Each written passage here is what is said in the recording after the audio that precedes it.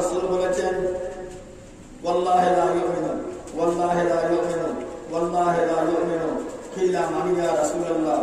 আল্লাহর কসম করে তিনবার আল্লাহ রাসূল বর্ণনা করলেন, ওই ব্যক্তি মুসলমানা ইমানদার নয়। সাহাবায়ে কেরাম জিজ্ঞেস করলেন, মান হিয়া ইয়া রাসূলুল্লাহ? হে আল্লাহর রাসূল, ওই ব্যক্তিকে?